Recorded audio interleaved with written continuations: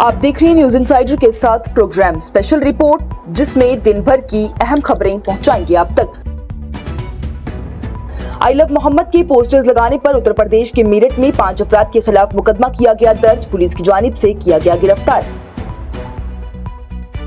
मवाना शहर के सेंट्रल चौक पर आई लव मोहम्मद का पोस्टर्स लगाने पर 5 अफराद के खिलाफ पुलिस की जानिब से मुकदमा दर्ज करते हुए उन्हें गिरफ्तार कर लिया गया है। ये वाकया जुम्मा की रात को ही सामने आया था, जब पोस्टर्स शहर के मुख्य चौक पर लगाए गए थे, जिस पर कि हफ्ते की सुबह ही कुछ मकामी लोगों ने एतराज उठाया और एहतजाज शुरू कर दिया। मवाना स्टेशन हाउस ऑफिसर यानी SHO पूनम जादन की जानिब से मीडिया को बताया गया है कि ये case outpost incharge Manoj Sharma की शिकायत पर दर्ज किया गया। पुलिस ने इदरीस, तस्लीम, रिहान, गुलफाम और हारून के खिलाफ भारतीय न्याय संहिता के सेक्शन 353 के तहत केस दर्ज कर लिया। SHO की जानिब से तस्दीक की गई है कि तमाम 5 अफराद को गिरफ्तार कर लिया गया है। अगर किसी और शख्स की भी इस वाक़े में मुलव्विस होने की बात साबित होती है तो उसके खिलाफ भी कानूनी कार्रवाई की जाएगी। कंट्रोवर्सी के बाद से पोस्टर फौरन ही हटा दिए गए और शहर में एडिशनल पुलिस तैनात कर दी गई है ताकि अमन व अमान बरकरार रखे। एहतियाती तौर पर पुलिस पेट्रोलिंग में इजाफा कर दिया गया है ताकि किसी किस्म की अफवाह या फिर खराबी का मौका ना मिल सके। इंतजामिया की जानिब से अवाम से अपील की गई है कि अमन कायम रखें, अफवाहों पर ध्यान ना दें और किसी भी किस्म के एहतजाज या फिर नफाज कानून के खिलाफ अमल में हिस्सा ना लें। यूपी के फर्रुखाबाद में आई लव मोहम्मद पोस्टर्स हटाने पर मुसलमानों का फूट रहा गुस्सा। बोले, हर शहर में हमारे पोस्टर्स हटाए जा रहे हैं, हम पर झूठे मुकदमे हो रहे हैं, पर हमारे खिलाफ नफरत अंगेज नारों पर कोई कार्रवाई नहीं की जा रही। कानपुर से शुरू होने वाले आई लव मोहम्मद पोस्टर्स का मसला अब सिर्फ एक शहर तक महदूद नहीं रहा, ये अब बरेली, फर्रुखाबाद और गुजरात के कई इलाकों तक फैल चुका है। पोस्टर्स पर उठने वाली गैर जरूरी कंट्रोवर्सी ने पूरे मुसलमान तबके में गमो गुस्से को पैदा कर दिया है। बरेली में जब कुछ मुसलमान अफराद ने आई लव मोहम्मद के पोस्टर्स उठाए हुए एहतजाज किया तो पुलिस ने लाठीचार्ज किया, जिसमें कई अफराद जख्मी हो गए। फर्रुखाबाद के कई इलाकों में भी पोस्टर्स लगाए गए, जैसे कि राजपुर, सरियामीदा, गांधीनगर, भटपुरा और नुसरतपुर, लेकिन मकामी मीडिया रिपोर्ट्स के बाद इन्हें फौरी तौर पर हटा दिया गया। फर्रुखाबाद के एक मकामी दुकानदार की जानिब से मीडिया से बात करते हुए कहा गया है कि अगर हम कह रहे हैं कि आई लव मोहम्मद तो इसमें जुर्म क्या है? हम सिर्फ अपने नबी करीम सल्लल्लाहु अलैहि वसल्लम से मोहब्बत का इजहार कर रहे हैं, किस पर हमला नहीं कर रहे। ये तहरीक असल में कानपुर से ईद मिलादुन नबी के जुलूस के दौरान शुरू हुई थी, जब सबसे पहले ये पोस्टर सामने आए थे। तब से लेकर अब तक पुलिस ने कई जगह पोस्टर्स हटा दिए हैं, FIR दर्ज की हैं और मुस्लिम नौजवानों के खिलाफ कार्रवाई की है, जिससे कि मुसलमान तबका नाराज है। बरेली के बुजुर्ग की जानिब से रिपोर्टर से बताया गया है कि सिर्फ पोस्टर्स उठाए होने पर हमारे बच्चों को डंडे मारे गए। क्या अब रसूल से मोहब्बत का इजहार भी कानून के खिलाफ जुर्म हो गया है? मसले में और तेजी उस वक्त आई है जब मौलाना तौकीर रजा को बरेली के वाक़े के बाद से फतेहगढ़ सेंट्रल जेल ट्रांसफर कर दिया गया। पुलिस ने दीवारों पर लगे पोस्टर्स की भी तहकीकात शुरू कर दी और शहरों में सिक्योरिटी को बढ़ा दिया गया है।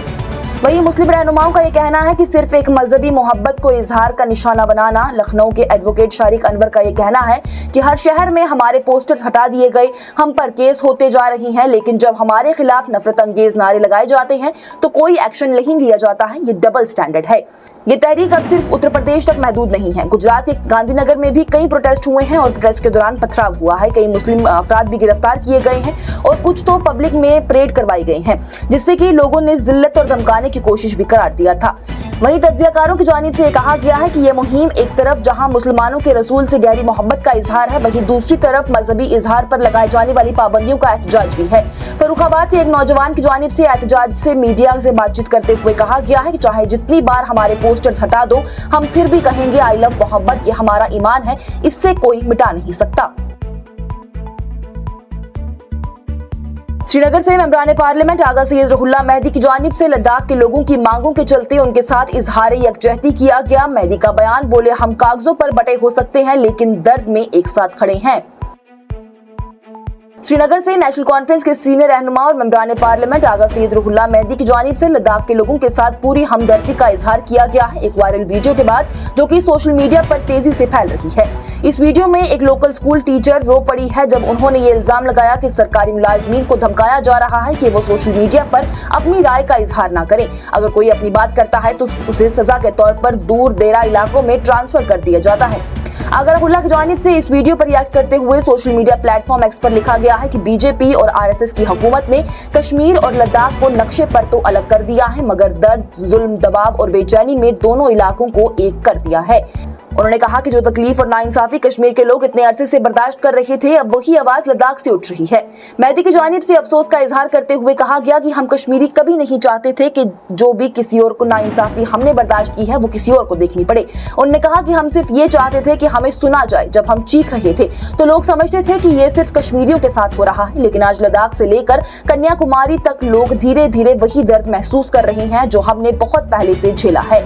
आगरा की जानिब से लद्दाख के लोगों को यकीन दिलाया गया है कि कश्मीर के लोग उनके साथ खड़े हैं। उन्होंने कहा, मैं अपने लद्दाख के भाइयों को यकीन दिलाता हूं कि जैसे हम पहले अकेले थे, लेकिन अब हम आपको अकेला नहीं छोड़ेंगे। आपको जो सच्चा और जायज मुकाबला रहेगा उसमें हम आपके साथ खड़े हैं। इस पूरे बयान में आगरा मेहदी की जानिब से सिर्फ एक टीचर के दर्द को नहीं बल्कि उस दर्द के सामने रखा गया है जो कि पूरे इलाके में फैलता जा रहा है। ये बयान सिर्फ सियासी नहीं बल्कि इंसानियत के हवाले से भी एक बहुत गहरी बात कर रहा था। जम्मू कश्मीर की हर सियासी जमात का बीजेपी से ताल्लुक है। पीडीपी बीजेपी पूरे फिक्स्ड मैच में थे और हैं भी। जम्मू कश्मीर अपनी पार्टी के सरबराह सैयद मोहम्मद अल्ताफ बुखारी का बयान। जम्मू कश्मीर अपनी पार्टी के सरबराह सैयद मोहम्मद अल्ताफ बुखारी की जानिब से हफ्ते के रोज ही मीडिया से गुफ्तगू करते हुए कहा गया है कि जम्मू कश्मीर की हर सियासी जमात का बीजेपी के साथ काम करने का रिश्ता रहा है, चाहे वो आवाम के सामने कुछ भी कह रहे हों। उन्होंने इल्जाम लगाया है कि कई सियासी जमातें इलेक्शन से पहले बीजेपी को दूर रखने का वादा करती हैं, लेकिन बाद में वही पार्टियां बीजेपी के साथ मिलकर काम करती हैं। अल्ताफ बुखारी ने कहा कि हर सियासी जमात का मरकजी हुकूमत के साथ काम करने का ताल्लुक होता है। हर दफा इंतखाबात के दौरान ये कहा जाता है कि बीजेपी को दूर रखा जाएगा, लेकिन बाद में सब बीजेपी के साथ मिलकर चलते हैं। उन्होंने साल 2014 के इंतखाबात का हवाला देते हुए कहा कि पीडीपी की महबूबा मुफ्ती ने उस वक्त अवाम से वादा किया था कि वो बीजेपी को साथ नहीं लेंगी, लेकिन बाद में उसी पार्टी ने बीजेपी के साथ मिलकर हुकूमत बनाई। बुखारी की जानिब से कहा गया कि पीडीपी और बीजेपी के दरमियान सब कुछ तय था, एक फिक्स्ड मैच की तरह। अपनी पार्टी के सरबराह की जानिब से कहा गया कि जम्मू कश्मीर में सियासी इत्तेहाद हमेशा ही जरूरत की बुनियाद पर होता है, ना कि किसी असूल या फिर सच्चाई पर। उनका यह कहना था कि जम्मू कश्मीर के लोगों को बार बार झूठी उम्मीदें दी जाती हैं, लेकिन जब नतीजे सामने आते हैं तो सारे वादे भूल दिए जाते हैं। उन्होंने नेशनल कॉन्फ्रेंस के नायब सदर उमर अब्दुल्ला के उस बयान पर भी तंज किया है जिसमें उन्होंने ये कहा था कि नेशनल कॉन्फ्रेंस कभी बीजेपी से इत्तेहाद नहीं करेगी। इस पर अल्ताफ बुखारी की जानिब से बयान दिया गया और कहा गया कि अगर उमर अब्दुल्ला कह रहे हैं कि वो बीजेपी से इत्तेहाद नहीं करेंगे तो ये उनकी इखलाकी बात है, क्योंकि वो भी इसी वादे पर इक़्तिदार में आए थे कि वो बीजेपी को दूर रखेंगे। अल्ताफ बुखारी ने इस बात पर जोर दिया है कि जम्मू कश्मीर की सियासत को अब सफाई और कंसिस्टेंसी की जरूरत है। उनका कहना था कि सियासी भरोसा तभी वापस लाया जा सकता है जब रहनुमा अपने वादों पर कायम रहेंगे और मौका परस्ती छोड़ देंगे। वहीं जब उनसे महराज मलिक के असेंबली सेशन में शिरकत के इम्कान के बारे में सवाल किया गया तो उन्होंने जवाब दिया कि यह फैसला सिर्फ अदालत का है। महराज मलिक को असेंबली में शिरकत की इजाजत देना या फिर ना देना ये कोर्ट का इख्तियार है। बुखारी की जानिब से इस पर मजीद तबसरा करने से इनकार कर दिया गया। बीजेपी के रहनुमा तरुण चुग की जानिब से वज़ीर आला उमर अब्दुल्ला पर सख्त तनकीद की गई। बोले, उमर अब्दुल्ला को लद्दाख के मसले पर ध्यान देने के बजाय जम्मू कश्मीर के मसाइल हल करने और इंतखाबात से कबल किए गए वादों को पूरा करने पर ध्यान देना चाहिए। भारतीय जनता पार्टी के नेशनल जनरल सेक्रेटरी तरुण चुग की जानिब से हफ्ते को वज़ीर आला उमर अब्दुल्ला पर सख्त तनकीद की गई। उन्होंने कहा कि उमर अब्दुल्ला ने इंतखाबात से पहले जम्मू कश्मीर के लोगों से जो वादे किए थे उनमें से एक भी पूरा नहीं किया है। मीडिया से गुफ्तगू करते हुए तरुण चुग की जानिब से कहा गया कि उमर अब्दुल्ला को लद्दाख के मसाइल पर ध्यान देने के बजाय जम्मू कश्मीर के असली मसाइल हल करने पर तवज्जो देनी चाहिए। सिर्फ तवज्जो हटाना और अपने बयान देना उनका काम रह गया है। तरुण चुग की जानिब से अपोजिशन के रहनुमा राहुल गांधी और इंडिया ब्लॉक पर भी तनकीद की गई और कहा गया जब भी मुल्क में खुशी का माहौल होता है तो राहुल गांधी और उनके साथी अफसोस का सुर छेड़ देते हैं। मुल्क की नई नस्ल यानी जेन ज़ी आज खुद मुख्तारी की तरफ बढ़ रही है और वज़ीर आज़म मोदी की पॉलिसीज को फॉलो करते हुए तरक्की कर रही है। उन्होंने ये भी कहा कि वज़ीर आज़म मोदी ने नए नौजवानों को एक मिशन दिया है, एक खुद मुख्तार हिंदुस्तान बनाने का। आज मुल्क के हर कोने में इसका नतीजा देखा जा सकता है। यूथ के लिए काम हो रहा है और उनका मुस्तकबिल रोशन बनाया जा रहा है। वहीं लद्दाख के मसले पर बात करते हुए तरुण चुग ने वजाहत दी है कि मरकजी हुकूमत इस वक्त लद्दाख के हवाले से कई दफा बैठकें कर चुकी है और गुफ्तगू जारी है।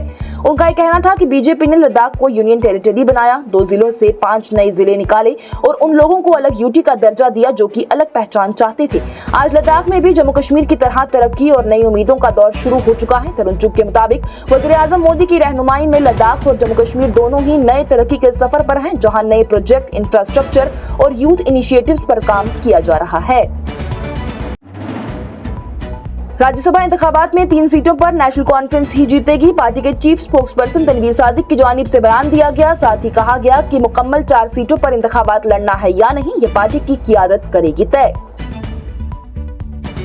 नेशनल कॉन्फ्रेंस के चीफ स्पोक्सपर्सन और एलएमएल जटीबल तनवीर सादिक की जानिब से हफ्ते को मीडिया से बातचीत करते हुए कहा गया कि पार्टी जम्मू कश्मीर से होने वाले आने वाले राज्यसभा के इंतखाबात के लिए एक बहुत मजबूत पोजीशन में है। उनका यह कहना था कि पार्टी को पूरा यकीन है कि वो 4 में से कम 3 सीटें आराम से जीत लेगी। तनवीर सादिक की जानिब से कहा गया कि नेशनल कॉन्फ्रेंस को राज्यसभा के इंतखाबात में 3 सीटें जीतने में कोई भी मुश्किल नजर नहीं आती है। 4 सीटों पर मुकम्मल तौर पर लड़ना या नहीं लड़ना है, इसका फैसला पार्टी की क़ियादत आने वाले चंद दिनों में कर लेगी। उन्होंने ये भी वाज़ेह किया है कि पार्टी ने अपना पूरा ग्राउंड वर्क मुकम्मल कर लिया है और उनके अंदरूनी जायजे ये दिखाते हैं कि पार्टी के पास आज की सियासी सूरत हाल में न्यूमेरिकल फायदा है। उनकी जानिब से बयान में कहा गया कि हम अपनी तैयारी मुकम्मल कर चुके हैं, हमें अपनी परफॉर्मेंस पर यकीन है, नंबर हमारे हक में है। जब उनसे पूछा गया कि क्या कांग्रेस के साथ इंडिया इत्तेहाद के फ्रेमवर्क में कोई कोऑर्डिनेशन हो रहा, उन्होंने जवाब दिया कि अलायंस में शामिल जमातों की मांगे फितरी हैं, लेकिन फैसले सिर्फ सियासी हकीकतों और नंबरों को मद्देनजर रखते हुए ही लिए जाएंगे। उनकी जानिब से जोर देकर कहा गया कि मांग तो कोई भी कर सकता है, लेकिन फैसला हमारी क़ियादत मिलकर बैठकर करेगी। गुज़िश्ता वक्त में हमारे इत्तेहाद के लिए कई कुर्बानियां हमने दी हैं, लेकिन इस दफा फैसले बहुत सोच समझकर और सिर्फ नंबर देखकर किए जाएंगे। तनवीर सादिक के इस बयान से ये साफ होता है कि नेशनल कॉन्फ्रेंस इस बार राज्यसभा इंतखाबात में पुरुमीद भी है और स्ट्रेटजी बनाने में भी मुकम्मल संजीदगी का मुजाहिरा कर रही है। वहीं इसके साथ ही पार्टी की कांग्रेस को एक सीट देने पर भी कई सारे सवाल उठ जाते हैं। जम्मू कश्मीर हुकूमत की जानिब से गैर महफूज फ्रोजन और चिल्ड मीट प्रोडक्ट्स पर पाबंदी आयद कर दी गई। जम्मू कश्मीर की इंतजामिया की जानिब से एक अहम फैसला करते हुए फ्रोजन और चिल्ड मीट प्रोडक्ट्स की तैयारी, जखीरा अंदोजी, तकसीम, ट्रांसपोर्टेशन और फरोख्त पर पाबंदी लगा दी गई है अगर वो फूड सेफ्टी के मियारात पर पूरे नहीं उतरते। ये फैसला उस वक्त सामने आया है जब drug and food control organisation के फूड सेफ्टी विंग ने मुख्तलिफ इलाकों में चेकिंग की और बड़ी मकदार में सड़े हुए गोश्त और बिना लेबल के मीट प्रोडक्ट्स बरामद किए। ये सारा माल जब्त करके फौरन ही तबाह कर दिया गया। हुकूमती हुकाम के मुताबिक ये meat products food safety and standards act 2006 के कई अहम कवानीन की खिलाफ वर्जी कर रहे थे। ज्यादा मीट आइटम्स पर लेबल ही नहीं था, ना बैच नंबर था, ना एक्सपायरी डेट थी, ना ही मैन्युफैक्चरर का पता था, ना ही FSSAI लाइसेंस नंबर था और ना ही टेम्परेचर या फिर स्टोरेज की कोई भी हिदायत दी गई थी। फूड सेफ्टी कमिश्नर की जानिब से मीट के लिए चंद जरूरी मियारात वाज़े किए गए हैं। फ्रोजन मीट का हर हाल में -18 डिग्री सेल्सियस या फिर उससे कम टेम्परेचर पर उसे स्टोर करना या फिर ट्रांसपोर्ट करना लाजमी है। चिल्ड मीट को 0 से -4 डिग्री के दरमियान ही रखना जरूरी है। फ्रोजन प्रोडक्ट्स पर डेट ऑफ फ्रीजिंग का लिखना वाजिब है और ये मीट 12 महीने से ज्यादा पुराना नहीं बेचा जा सकता। ऑनलाइन या फिर ई-कॉमर्स डिलीवरी के लिए भी प्रोडक्ट की एक्सपायरी में कम से कम 30% शेल्फ लाइफ या फिर 45 दिन बाकी होने चाहिए। जहां मीट स्टोर या फिर ट्रांसपोर्ट हो रहा है वहां टेम्परेचर मॉनिटरिंग सिस्टम हो और उसकी रिकॉर्ड कीपिंग भी जरूरी है। हर प्रोडक्ट पर यह भी लिखना जरूरी है कि ये किस जानवर का मीट है, जैसे कि बकरे का, भैंस का या फिर मुर्गी वगैरह का। कमिश्नर की जानिब से कहा गया है कि यह कदम आवाम की सेहत की हिफाजत के लिए उठाया गया है ताकि बाजार में गलत और गैर महफूज मीट का रवाज रोका जा सके। ये पाबंदी अगले हुक्म तक बरकरार रहेगी या फिर जब तक इंतजामिया मुतमईन ना हो जाए कि अब कोई सेहत का खतरा नहीं है।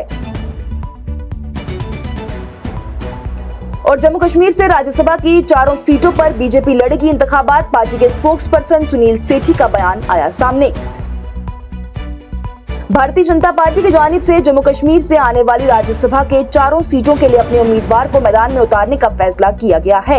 ये फैसला पार्टी के उस इरादे को वाज़ेह करता है जिसमें कि वो यूनियन टेरिटरी के सियासी मंजरनामे में अपनी मौजूदगी और ज्यादा मजबूत करना चाहती है। प्रेस कॉन्फ्रेंस से खिताब करते हुए बीजेपी के स्पोक्स पर्सन सुनील सेठी की जानिब से कहा गया है कि पार्टी ने अब तक किसी शख्स का नाम फाइनलाइज नहीं किया है, लेकिन ये जरूर तय किया गया है कि हर सीट के लिए मौजू और आवाम की नुमाइंदगी करने वाले उम्मीदवार चुने जाएंगे। सुनील सेठी की जानिब से कहा गया कि आज हमने किसी शख्स या फिर नाम पर बातचीत नहीं की, हमने ये देखा कि हालात क्या डिमांड कर रही हैं और कौन लोग हैं जो कि जम्मू कश्मीर के लोगों की राज्यसभा में बेहतर नुमाइंदगी कर सकते हैं। उन्होंने ये भी बताया कि पार्टी की कोर ग्रुप मीटिंग में सियासी जरूरत, इल्म समझ और पब्लिक इंटरेस्ट को मद्देनजर रखकर क्राइटेरिया पर बातचीत की गई है। पार्टी के अंदरूनी जराये के मुताबिक डिस्कशन में रीजनल बैलेंस, मुख्तलिफ कम्युनिटीज की नुमाइंदगी और वो शख्सियात जो कि नेशनल लेवल पर जम्मू कश्मीर के मसाइल को उठाने की सलाहियत रखती हो, इन पॉइंट्स पर खास तवज्जो दी गई है। बीजेपी की क़ियादत अब सेंट्रल लीडरशिप से यानी न्यू दिल्ली में पार्टी के मरकजी रहनुमा रहनुमाओं से मशवरा करेगी, जिसके बाद की फाइनल नाम का फैसला भी लिया जाएगा। वाज़ेह रहे तो ये फैसला इलेक्शन कमीशन के उस ऐलान के बाद आया है जिसमें जम्मू कश्मीर के राज्यसभा इंतखाबात का शेड्यूल जारी किया गया था। आज की स्पेशल रिपोर्ट में इतना ही। दीजिए इजाजत। लेटेस्ट अपडेट्स के लिए देखते रहिए न्यूज़ इंसाइडर 24/7।